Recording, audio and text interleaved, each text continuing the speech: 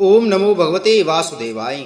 नमस्कार दोस्तों, स्वागत है आप सभी का हमारे चैनल भक्ति ज्ञान में। दोस्तों, आज मैं आपको वैशाख मास महात्म के 9वें अध्याय की कथा सुना रहा हूँ, जिसमें हम शंख व्याध संवाद व्याध के पूर्व जन्म का वृतांत सुनेंगे।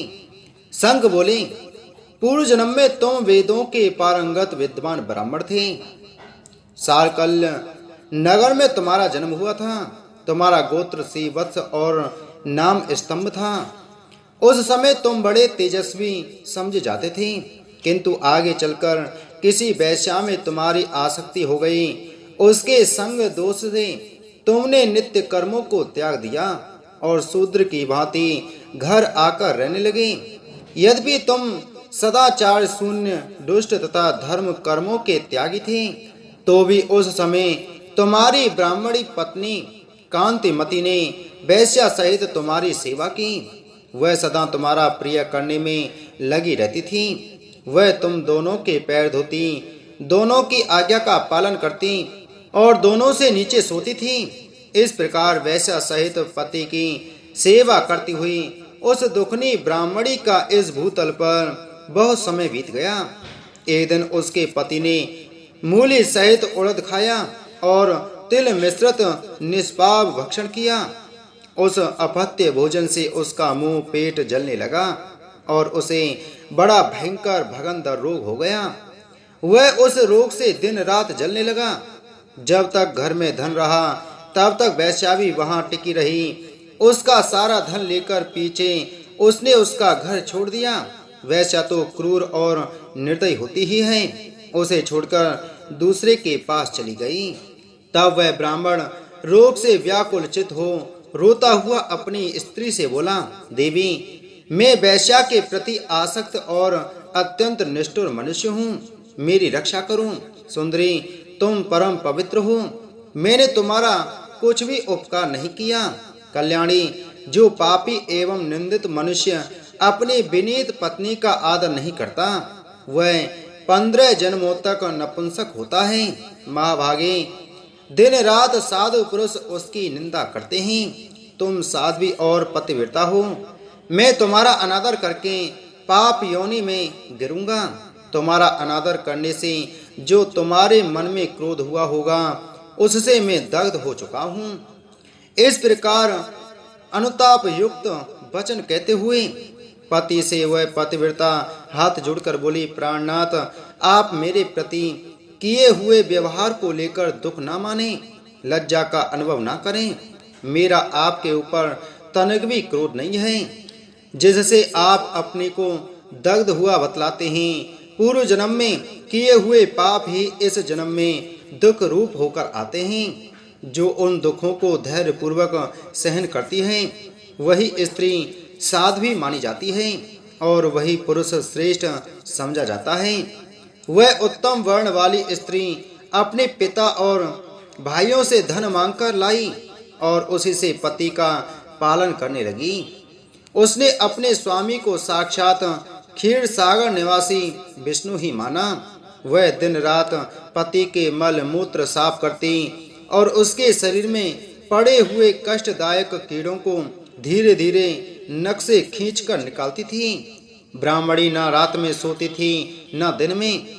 अपने स्वामी के दुख से संतप्त होकर वह दुखनी सदा इस प्रकार प्रार्थना किया करती थी, प्रसिद्ध देवता और पितर मेरे स्वामी की रक्षा करें। इन्हें रोगहीन एवं निष्पाप कर दें।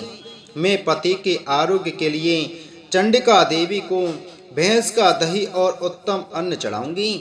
महात्मा गणेश जी की प्रसन्नता के लिए मोदक बनाऊंगी। 10 शनिवारों को उपवास करूंगी तथा मीठा और घी नहीं खाऊंगी। मेरे पति रोगहीन होकर 100 वर्ष जीवें। इस प्रकार वह देवी प्रतिदिन देवताओं से प्रार्थना करती थी। उन्हीं दिनों कोई देवल नामक महात्मा वहां आए। वैशाख मास में धूप से पीड़ित हो साय काल के समय उस ब्राह्मण के घर में उन्होंने पदार्पण किया। ब्राह्मणी ने महात्मा के चरण धोकर उस जल को मस्तक पर चढ़ाया और धूप से कष्ट पाए हुए महात्मा को पीने के लिए शरबत दिया। प्रातः काल सूर्योदय होने पर मुनि जैसे आए थे वैसे चले गए। तदंतर थोड़े ही समय में उस ब्राह्मण को सन्निपात हो गया। ब्राह्मणी सौंठ मिर्च और पीपल लेकर जब उसके मुंह में डालने लगी तब उसने पत्नी की उंगली काट ली। उसके दोनों दांत सहसा सट गए और ब्राह्मणी की उंगली का वह कोमल खंड उसके मुंह में ही रह गया। उंगली काटकर उस वैश्या का ही चिंतन करता हुआ वह ब्राह्मण मर गया। तब उसकी पत्नी कांतिमती ने कंगन बेचकर बहुत सा ईंधन खरीदा और चिता बनाकर वह साध्वी पति के साथ उसमें जा बैठी। उसने पति के रोगी शरीर का गाढ़ आलिंगन करके उसके साथ अपने आप को भी चिता में जला दिया। शरीर त्याग कर वह सहसा भगवान विष्णु के धाम में चली गई। उसने वैशाख मास में जो देवल मुनि को शरबत पिलाया और उनके चरणोदक को शीश पर चढ़ाया था, इससे उसको योगी गम्य पदम पद की प्राप्ति हुई।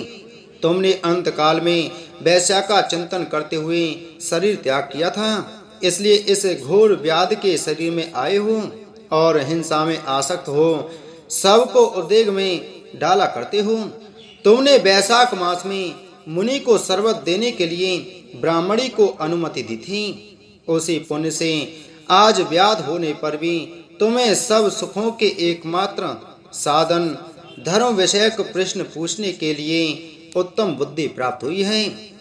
तुमने जो सब पापों को हरने वाली मुनि के चरणोदक को सिर पर धारण किया था, उसी का यह फल है कि वन में तुम्हें मेरा संग मिला है। व्याध ने पूछा, ब्राह्मण, आपने पहले कहा था कि भगवान विष्णु की प्रीति के लिए कल्याणकारी भागवत धर्मों का और उनमें भी वैशाख मास में कर्तव्य रूप से बताए हुए नियमों का विशेष रूप से पालन करना चाहिए। वे भगवान विष्णु कैसे हैं? उनका क्या लक्षण है? उनकी सत्ता में क्या प्रमाण है?